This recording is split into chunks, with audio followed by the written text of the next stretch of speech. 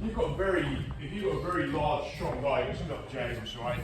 And you know, imagine there's another 2-3 stone weight, right? Or Adam or whatever. So he's got an arm bar. We've got an arm bar. We've got an arm bar position. So we can play around with the arm configuration.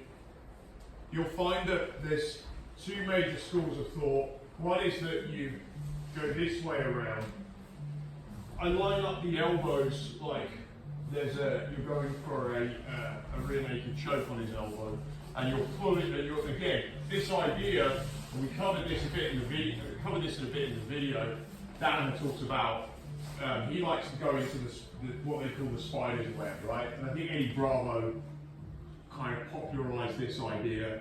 The only slight downside I see of it when I'm rolling with large, explosive, younger, stronger guys, a lot of them will, even here, try and kick you. They will try and kick you in the face even when you're not rolling strikes, right? You're rolling.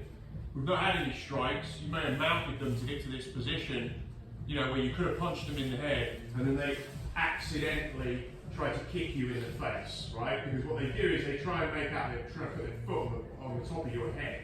So can you get your head, James, can you kick your leg up to like my head? No, the other one. Yeah, and what they do is they're young athletic, they're throwing you up, they're kicking it, and they end up trying to heel kick you, right? And you start getting kicked in the face because you're trying to finish the arm bar. And of course, there'd be nothing to stop you doing this. But if you start doing this, they'll almost inevitably make out that they were accidentally kicking you in the head, and you've just, you know, you're now being violent. Where the reality is, you're swinging your head out against somebody's face, right? I don't know if you can reach James, but you get a lot of these guys will, what they do is they try to swing and like almost do like head scissors, right? And then you start getting kicked in the head, and the heel accidentally they're swinging, they're trying to get out, right? But if you can kind of get here and start climbing, the more I climb up on it, the harder it becomes for it to do that. So I'm trying to I want to get my weight onto him. This is where I want to negotiate from, regardless of the arm position. So this is a technical stand-up, because I'm starting to transfer my weight, as Casey talked about in his section, as I talked about in mine. You know, you can't argue equality, right? It's just how it is. You'll see the people that are the best coaches, you will see consistent themes throughout around weight distribution. I need to get my weight, first of all, like he's in an armbar position. I need to get my weight on him to do anything. This is just a basic idea. He's perpendicular, I want weight on him. I want to control his head, I want to control his hips. These concepts are no different here. It's just instead of me leading with my chest, I'm leading with my legs. And that's how I want you to be thinking about it. And the technical stand-up is the formation of everything. So I need to figure out ways I can eliminate space. And what I tend to find is the more that I sit on him, the more that, look how now his head is, I can get head control. Right? He might fight to keep his head on that, but okay, now I'm climbing up. And when I'm negotiating with him, all my weight is going on him. So now we deal with maybe a different type of configuration where he manages to get just go in the bicep, and then he manages to put, let me move it. He manages to put it on top of your forehead. Your palm down, palm, yeah.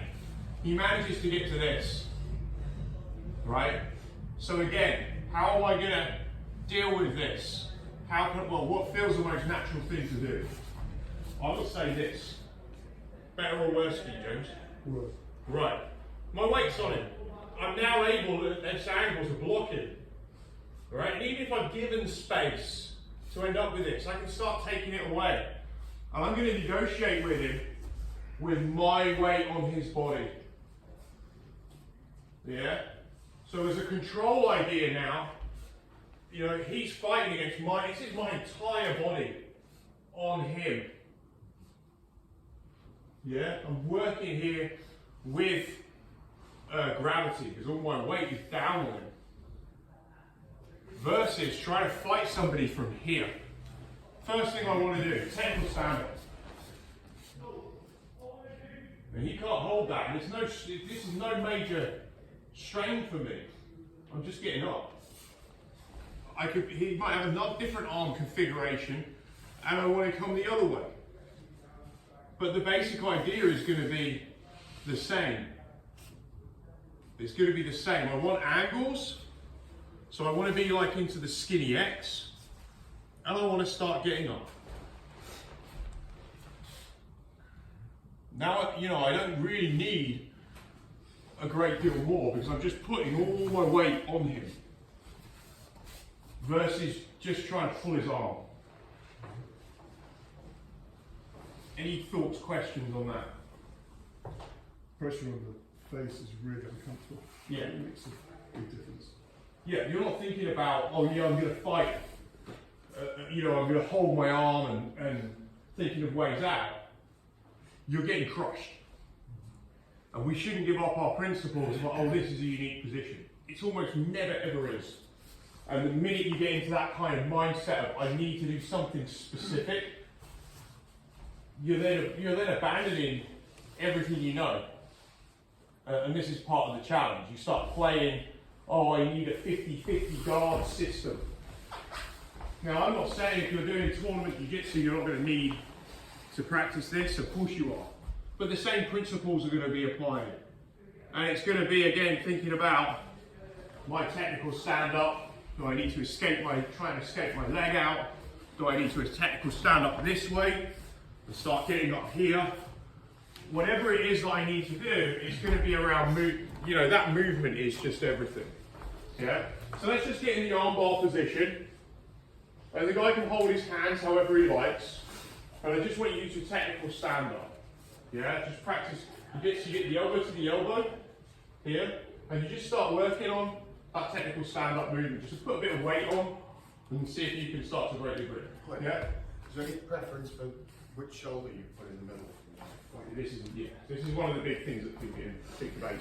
So the whole, you see Danaher, you see Bravo, they seem to all favour the hip side. Hickson seems to favour the other way. I can't remember what Dave says, but I seem to recall that he just finishes people both ways, and it doesn't matter much. The key thing is, I think there's pros and cons with it. I don't like getting kicked in the head down there, which happens with big, tall, long, get someone like Benedict in an armbar, wherever he is. If he's really going for it, you're probably going to get kicked in the head going that way, unless you stay on top and stay near the legs. The minute you start dropping down there on the ground, they start trying to get out, rip their arm up, that foot's coming over. I don't want to be kicked by somebody bigger, stronger, and having maybe then getting up on top of me. So I like going to the head side, but to begin with, I just want to work on that technical stand-up of the core, and then we'll figure out what the nuances may or may not be, right? But I want to try and avoid nuance all the time, or specifics to this position, because it's usually lazy thinking. Yeah, let's give it a go. Get a partner, someone about your size.